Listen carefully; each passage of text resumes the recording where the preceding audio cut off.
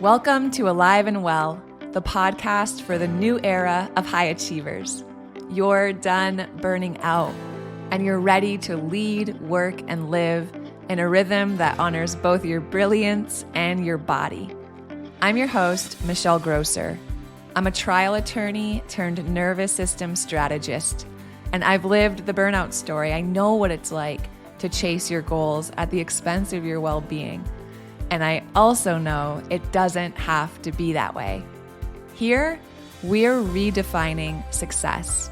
It's where productivity feels peaceful, boundaries feel like freedom, and energy comes from within. Each week, I'll share practical tools for nervous system regulation, time mastery, and somatic strategies so you can show up with clarity, calm, and confidence in every part of your life. Because you, my friend, were given a spirit of power, love, and a sound mind. So here's to life and living it fully. This is the path to feeling alive and well. Let's dive in. What's up, you guys? It's Michelle here. Welcome to Alive and Well. Today on the show, we're digging into 4 different evidence-based tools that are going to help your body relax when you're feeling anxious or tense or emotionally flooded. We're just going to kind of take it beyond the whole take a deep breath thing that we kind of see shared everywhere and into the actual science of why these somatic techniques actually work. So I want to teach you guys what happens in your brain and your body when you're feeling overwhelmed and how you can regulate your nervous system in real time with these super simple practices I'm going to teach you today. But first of all, I kind of want to take it back and start at the foundation of why we focus on somatic tools here at Alive and Well in my coaching programs and all the work I do. Somatic tools are necessary for stress recovery, and it's so important that we understand this. When you're under stress, your body is primed for movement. I mean, just think about it. The term fight or flight, right? When you're in fight or flight, every cell in your body is primed to run or to fight. It's primed for movement. Our sympathetic nervous system ramps up and our heart rate increases for movement, and our digestion slows down so we can move, and our cortisol spikes so we can run or fight. Our prefrontal cortex, that part of our brain that's responsible for reasoning and decision making, that kind of goes offline because it's too slow when we're in a fight or flight response. And our body's doing exactly what it was designed to do: move or fight in order to protect you. It makes a ton of sense. The problem is that the modern stress that we experience on the day-to-day isn't, being chased by a saber-toothed tiger. It's chronic.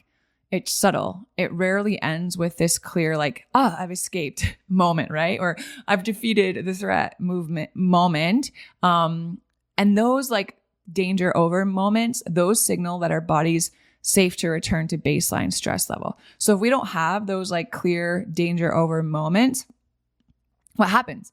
We get stuck in a sympathetic or a dorsal vagal state, right? We get stuck in fight or flight or a freeze response. And over time, that builds up our allostatic load. That's the wear and tear on our body from experiencing chronic stress. And if that allostatic load isn't discharged, it turns into burnout, it turns into chronic illness, it turns into emotional volatility, exhaustion and fatigue, all sorts of things. Now, we know from studying the nervous system that 80 to 90% of our nerve fibers carry information from the body up to the brain. 80 to 90% of the messaging being sent in your body originates in your body, sending messages up to your brain, not the other way around, right? So often the coaching world or, the gurus want to teach us about, being organized or our mindset or saying affirmations or, this is how to think your way out of dysregulation so you can feel calm.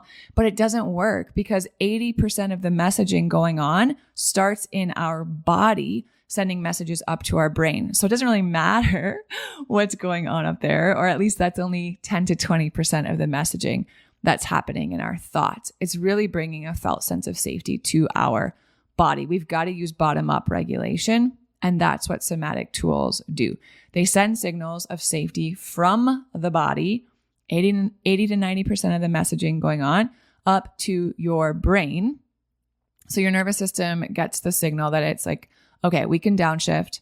We can, move into a space of rest and recovery and healing. So let's get into 4 tools that will help you do just that. So tool number 1 that I want to teach you today is the physiological sigh. If y'all have been around here for any sort of time, you have heard me talk about this. What does it do? The physiological sigh it's a breath that has a double inhale followed by a really long, extended, slow exhale. So it's 2 breaths in through your nose. So take a deep breath in through your nose. And when it feels like you're at the top of that breath, you take another quick little sip of air in through your nose. And then slowly exhale through your mouth, completely long, slow, extended. Doing that cycle of breathing 2 or 3 times. It's one of the fastest ways to reduce your autonomic arousal. So when you are anxious, carbon dioxide builds up in your blood. That activates different chemoreceptors that increase your respiratory drive. So it kind of makes you feel panicked when you're anxious, right? That double inhale, and then the other quick inhale at the top, right? That double inhale, it re-expands these little collapsed like sacs or pockets in your lungs, and it allows excess carbon dioxide to be expelled more efficiently when you exhale. And that shift, you guys, activates our parasympathetic branch of our autonomic nervous system. That's our body's calming mechanism. And it slows our heart rate down and tells our body that we're not in danger. And that's it. It's so simple. You can do this, right before you have a conversation. You can do it when your kids or your family or someone is like getting under your skin and irritating you, and you can feel yourself starting to become agitated. You can do it in the car when you're stuck in traffic. You can do it, before you pick up the phone you can do it anywhere at any time because it's so quick and it's so subtle, and it's my favorite breath to help regulate my nervous system. Okay, the second tool is shaking to discharge stress. Shaking is exactly what it sounds like. So let's talk about it. After we have experienced some sort of stress, right? Imagine, someone, you're walking down, through your house or something, and someone's like hiding behind a corner and they pop out and they startle you, right? We receive this like kind of threat, this stressor. And that can come in so many different forms, right? We get an email that's, alarming to us, or we see a number come through on our phone that it's a conversation we don't really want to have.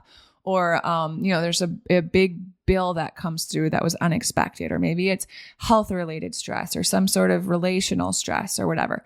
After surviving any sort of stressor, us, animals, are instinctively wired to shake to discharge the sympathetic charge that's stored in our muscles from that stressor.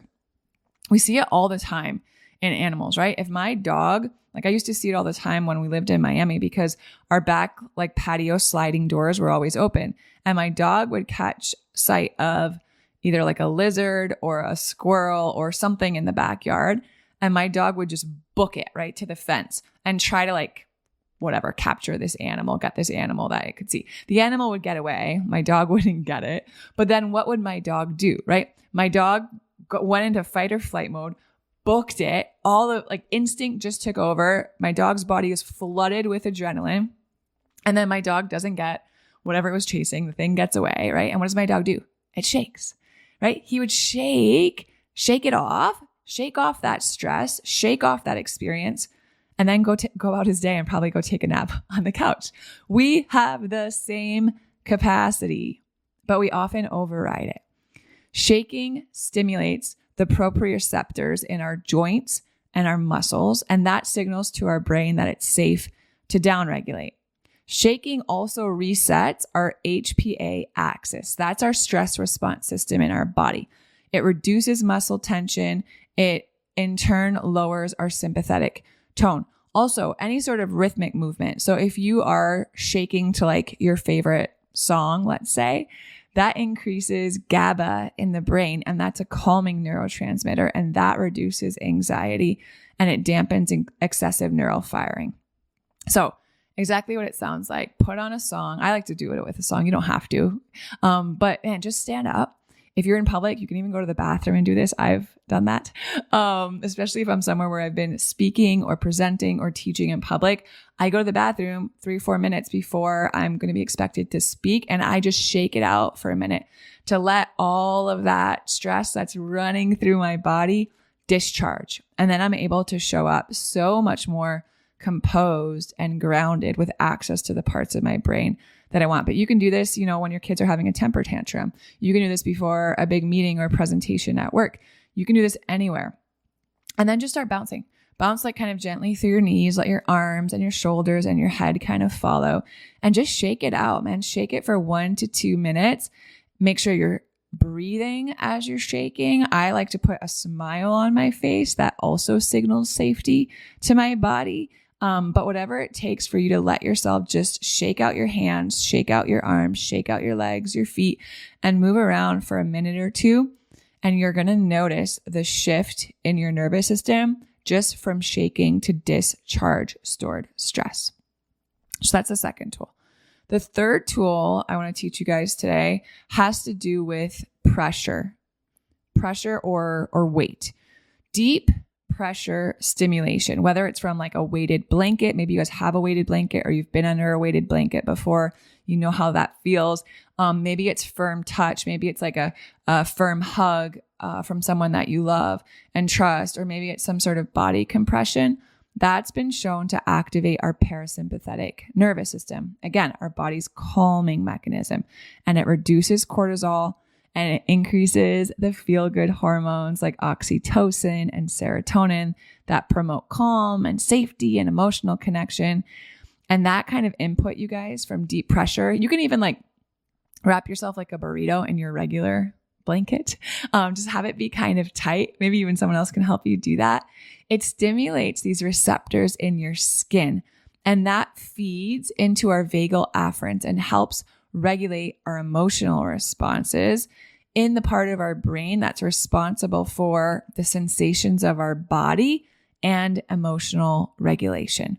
So you can use a weighted blanket, 5, 10, 15 minutes, even just pushing a pillow or a cushion firmly against your chest, like kind of hugging it and squeezing it, or laying on your stomach with like a weight across your back, or something weighted across your back. My kids have these weighted stuffed animals that they love.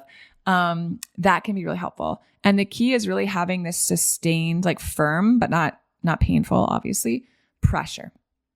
And that sends a signal of safety. And then the last tool I want to teach you guys today to help you relax when you're feeling dysregulated is cold stimulation. So temperature, cold to the neck or the face. Applying something cold to your neck or your face or even like your upper chest area taps into something called the diving reflex. And the diving reflex is basically just a primal survival mechanism that slows down our heart rate, think calming, right? Decreases our metabolic rate, calming. It really induces calm. And this reflex is mediated by our vagus nerve, which relays to our brain stem and then triggers this parasympathetic override. So cold exposure also increases norepinephrine, which can sharpen our focus and elevate our mood if you're feeling kind of down and needing to upregulate, but without taking it too far that it triggers anxiety. So this can be really helpful in deactivating our limbic system, specifically with our amygdala, which is our body's fear and threat detection center. So this one's super easy to do too. What I like to do is I like to just go to my freezer and grab either a frozen gel pack, like a cold pack, or a bag of frozen vegetables or whatever I have, right? Peas or corn or something, and pull that to the back of my neck. Hold it either to my chest, maybe even on my cheeks for a little bit. But overall, just giving myself that cold exposure to my face, neck, and chest for about, I don't know, a minute, 30 to 90 seconds is probably enough. And then just see, right? Just notice what it does and how it feels and when you shift. And if you find that to be helpful, you can also even like splash cold water on your face, or you can take a big mixing bowl and fill it with ice water and just kind of dunk your face briefly. All of those things trigger that diving reflex that really helps your body to induce calm. Okay, so those are the 4 that I have for you guys today. Try one out, right? Next time you're feeling, or you can even do it now, try the physiological sigh. Next time you're feeling stressed or anxious, get out of your head, right? Get in your body. Try the shaking. Try using deep pressure or a weighted blanket, or go to your freezer and grab that cold pack or that bag of frozen veggies and hold it to your chest, the back of your neck, your cheeks, and watch what happens. When your nervous system has been stuck in high alert mode, you guys, especially if it's been stuck there for a hot minute, it needs your help coming back to baseline. So I would just encourage you can even save this episode, but just choose one of these to try this week and then give it a shot before you're in like full-blown dysregulation, right? When you're starting to feel a little bit agitated, a little bit anxious, a little bit worried, a little bit aggravated or frustrated, go to one of these tools, and your body is going to recognize this tool, when you use it when you're actually feeling really overwhelmed. And this is, these are 4 examples, I guess, of so many more somatic tools and practices that we learn and experience and practice inside of my group program, Burnout Recovery Blueprint. You'll learn exactly how to regulate in real time, not just theory, but like actually using these tools, breath, movement, sound, touch, to feel more grounded and present and in control. Because calm doesn't actually come from control. It actually comes from safety. And that is something that we can create. All right. Thanks so much for being here with me today. I love y'all so much. I'll talk to you soon. If you love Mommy's Podcast, leave a review. Thanks for listening to Alive and Well. If today's episode resonated, would you do me a favor? Take 30 seconds and leave a 5-star rating and short review. It really helps to get this show out to other people just like you who could also use the information in this podcast. And if you're ready to take the next step in regulating your nervous system, download my free Nervous System Reset Guide. It's linked right in the show notes. Inside, you'll find simple, body-based practices to help you feel more clear, calm, and connected starting today. Make sure you're following the show so you don't miss out on what's coming next, because you were made to thrive. Fully alive, fully present, and fully well. I'll see you soon.